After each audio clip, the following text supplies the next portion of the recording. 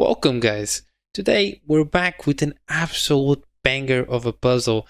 Now in this position it's white to move, and you only need to take a look for like 2 seconds to realize that the clear problem here is this black pawn.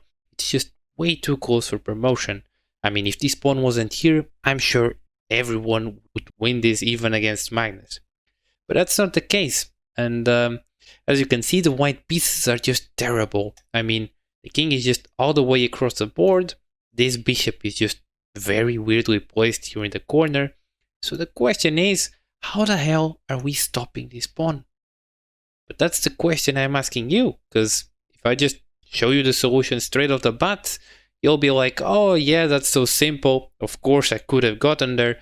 So yeah, this is the time I really encourage you to spare a couple minutes and have a crack at the position, because I think it will be way more enjoyable, even if you don't get the solution after I reveal how you can do it.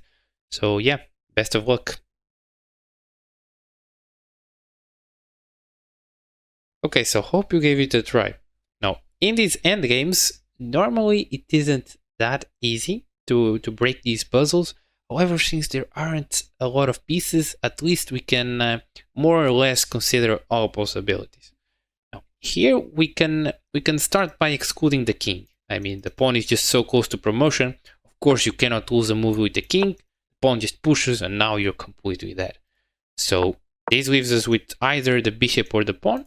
This pawn also doesn't make a lot of sense. Whatever you move, the black pawn will just grab it, and now you double the problem with double the passed pawns, so not really the way to go.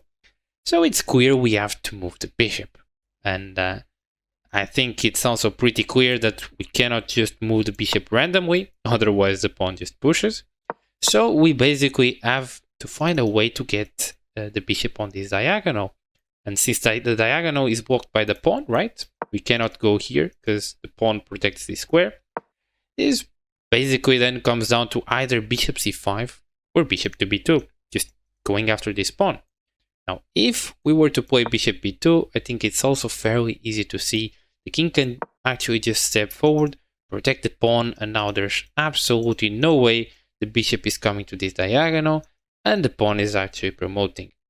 It's actually quite funny, because if the king went here to e5, this would actually win, because we'd actually be able to push e3, and if g2, after we take the pawn, if the king just moves anywhere, for example, e6, we just push and defend.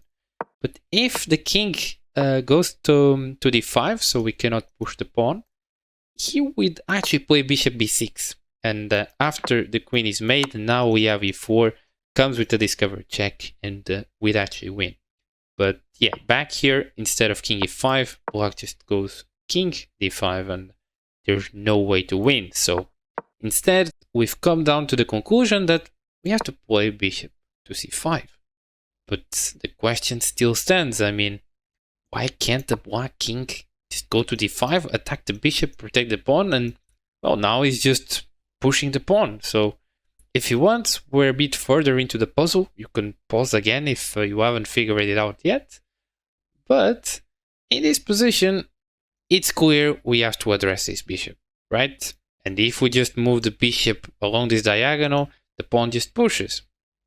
It would be amazing if we could play e4 and if black had to take. Because then after bishop takes, now the promotion square is guarded and we're completely fine. But sadly, black could just take. So in this position, I actually thought back here that we could play king b6, and after g2, we could play e4, and after takes, bishop takes and we win. But of course not, because the king just sidesteps, and now there's absolutely no way to stop promotion. So back here, we have to find another way to protect the bishop, and that there's actually a very cute move here that looks kind of innocent, but is actually bishop to b6, and this comes with a genius double threat. Now here we're threatening bishop c7 and bishop h7, right? For example, if the king just moves, now bishop c7 forces the pawn to move, and we're in time to protect it. So obviously the elephant in the room is, okay, black just pushes the pawn, and now there's absolutely no way to stop promotion, except there is, because now the e4 idea comes into play, and this is just amazing, because of course black cannot take en passant, because like we've seen, the promotion square is guarded. So instead he has to move the king, but if he moves the king, somewhere random, this pawn just falls, and again the promotion square is guarded. And really the cherry on top here is that if king to e5, the only move hanging onto this pawn, we have bishop to c7, and now our bishop is coming in time after the king moves. Bishop h2 comes, and there's no queen again.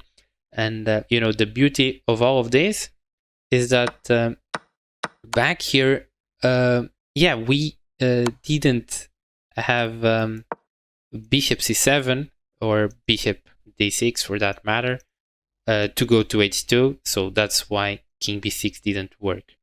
So again, this bishop to b6 was really the key to this puzzle, because it not only threatened bishop to c7, but also set up this amazing e4 that would misplace the black king. So yeah, this was a puzzle of the unstoppable black pawn that was actually stoppable.